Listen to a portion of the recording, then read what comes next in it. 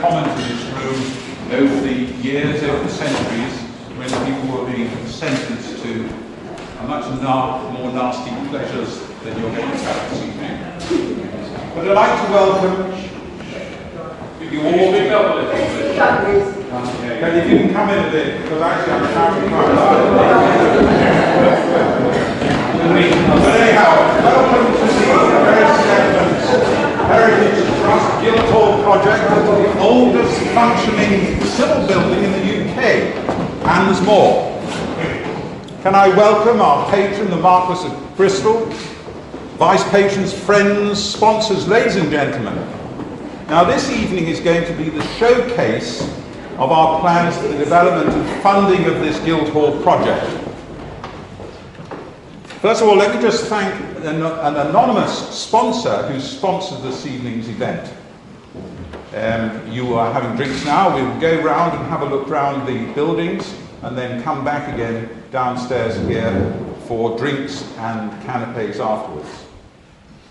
Can I thank you, our patron, vice patron, friends, donors and supporters for your valued patience during this journey that we've taken so far, and the long, perhaps hopefully not too long, way ahead until we realise our final goal, an active, viable Guildhall once again. A few other little thank yous. Fred Gribbs, producing the flowers we see here. Martin Lightfoot, who's produced a fabulous model of the original Guildhall, which will in the other room, which we'll see later on. And Madeline, his wife, and the work party who tidied this building up and the gardens for this evening. Now, hopefully you've all been colour-coded. Lots of people ask me what it is. It's not you're going to a raffle or you're being sold or whatever. But this is so that you will be in your group of your colour to be shown round by one of the trustees into the various venues within the building, which will be explained by others. And then after this rotation, we'll all come downstairs and have a good time. I hope. But finally, we wouldn't be here today without the tireless hard work and energy by Mike Jackson and his project management team.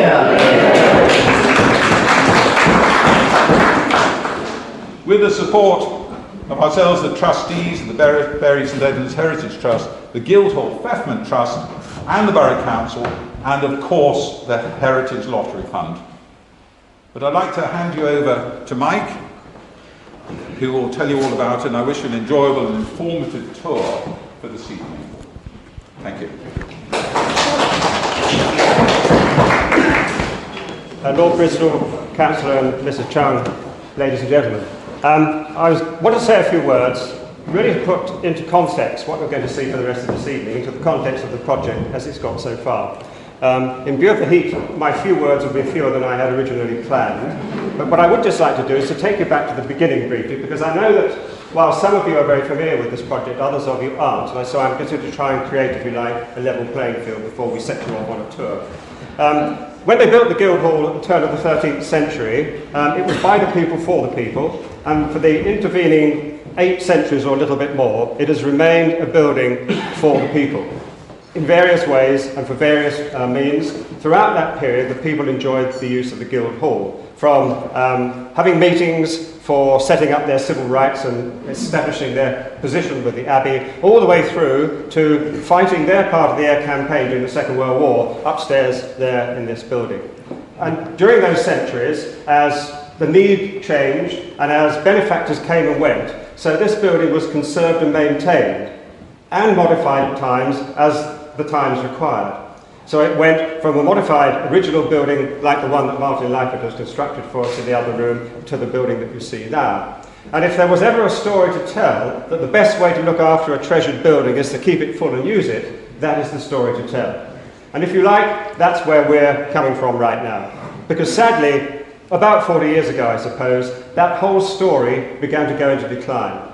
The building became largely closed to the general public, and the history and the story of it as well began to fade in people's minds. And were it not for people like Mark Statham, who's in here with us today, the history of the building would be lost. Well, the Bury St Edmunds Heritage Trust, some time ago, several years ago actually, made a decision that this decline should not just be stopped, but should be reversed. And you have a list of the people on the Bury St Edmunds Heritage Trust, and I just would like now to pay tribute to two names that are missing. They were two gentlemen who sadly have passed away since that decision was made, Sir Reginald Harland and Mike Ames, both very prominent and important people in this borough, and sadly they're no longer with us. They, I know, would rejoice in seeing this thing come to fruition.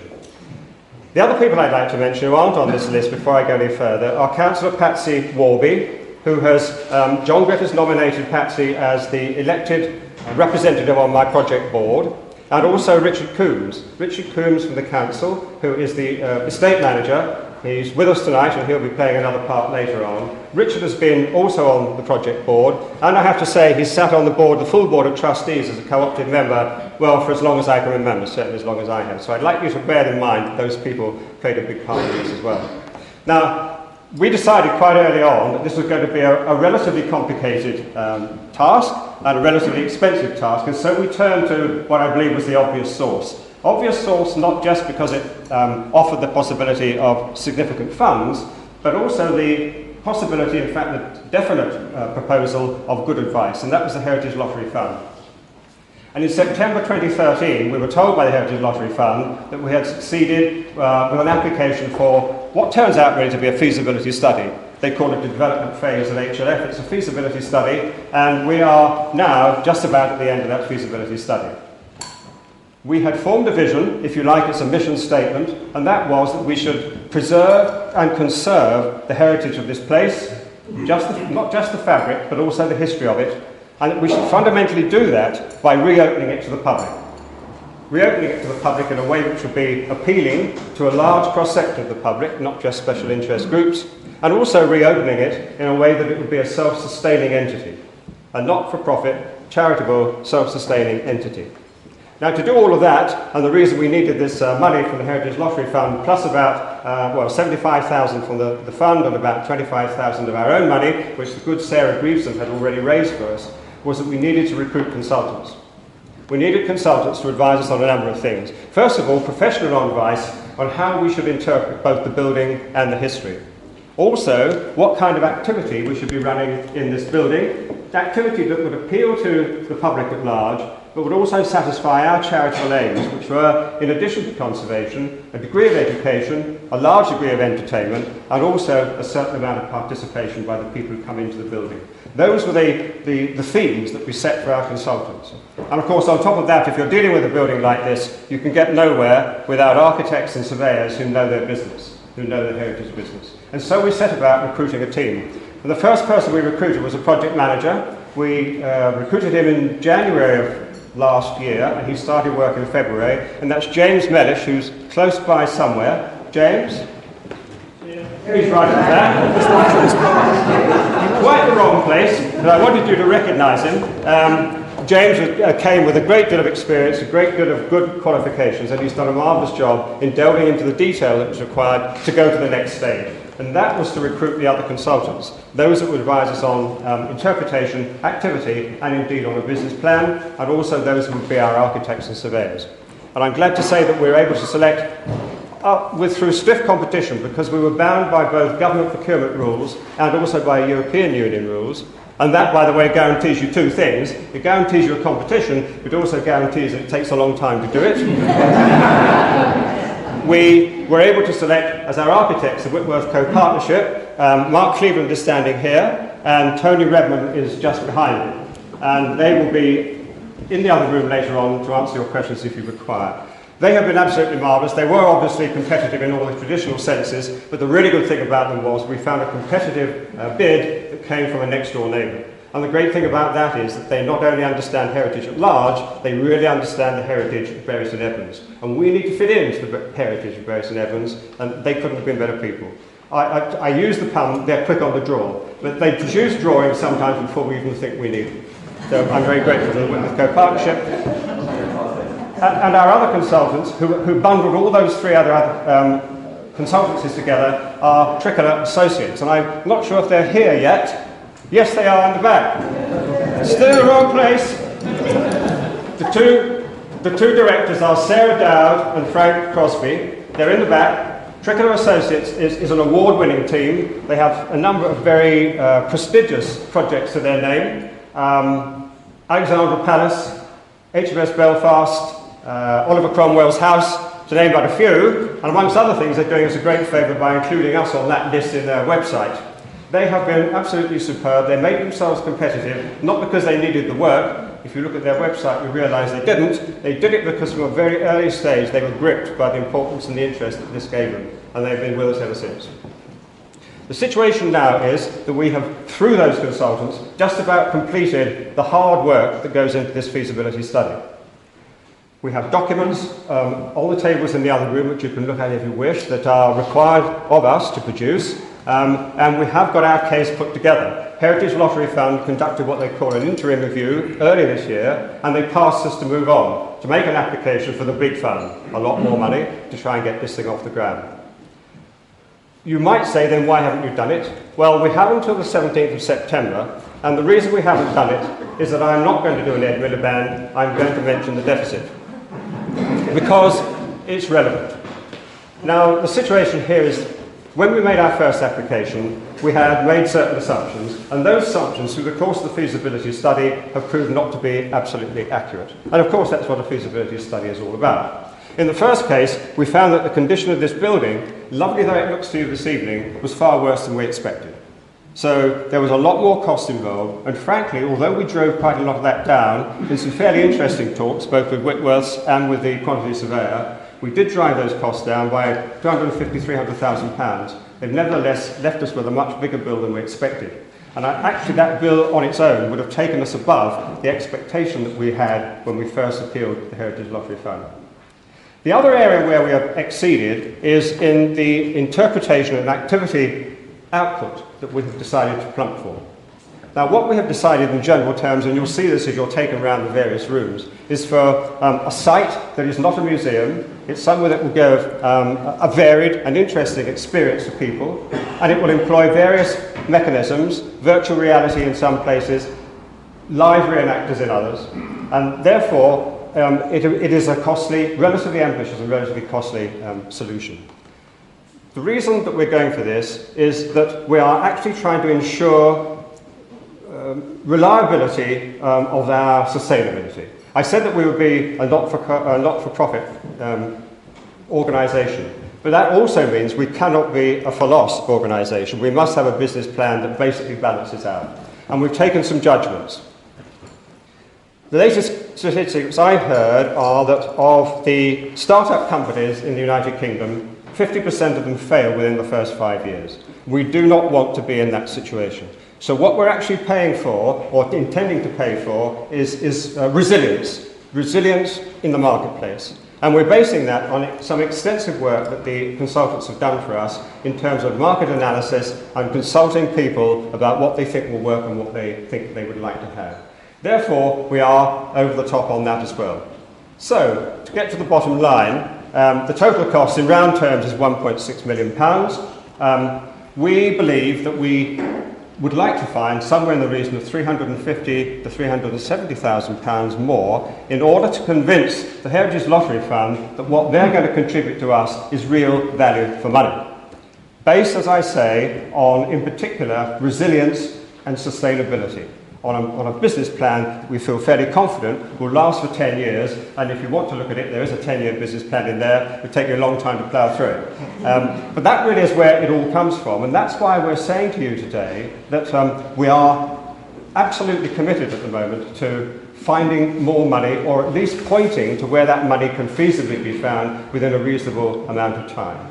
If we could get to that full 370,000, I feel confident that there is absolutely no question we would pass the second application with Heritage Lottery Fund, we would be given their money, which contributes just about half of the total cost, and we would be up and running with a joined up, fully integrated project, which would roll out in probably 2.5 years.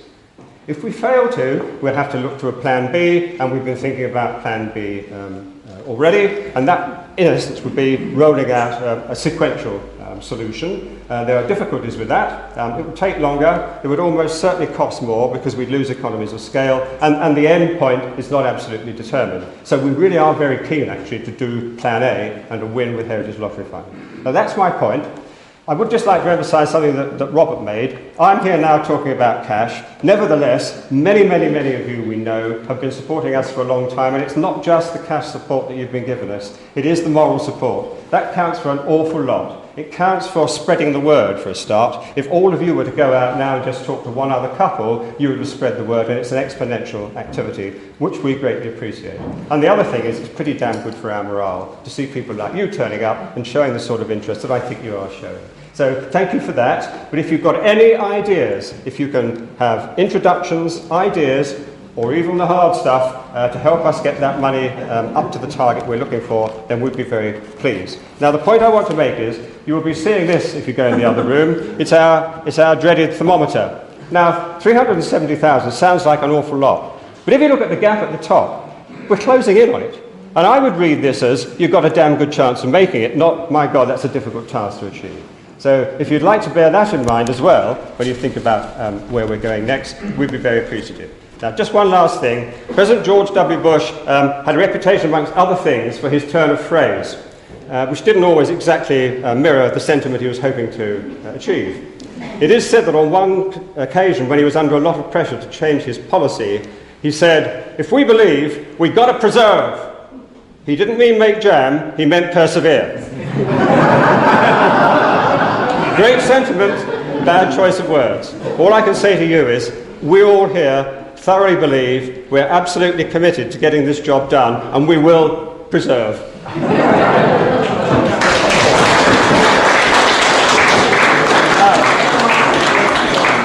I'm conscious that we need to move on, and Robert mentioned to the tour.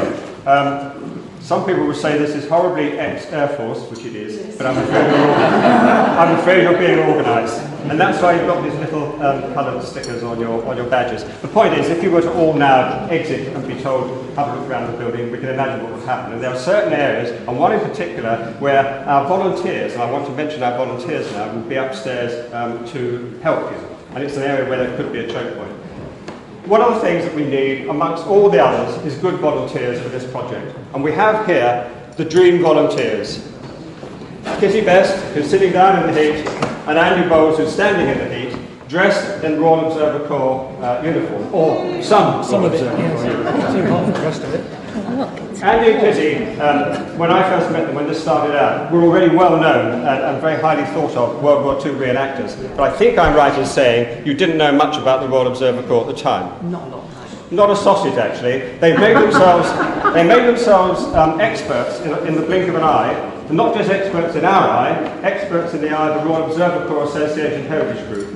Ever since, they've turned up to everything like this that we've done here to help us. They've also gone out far and wide to other exhibitions where they've been reenacting, and indeed next week they're going to the Flying Legends exhibition or display at Duxford, and they will once again take our material and they will promote our project, and in particular the Royal Observer Corps room upstairs. So I can't thank you two enough.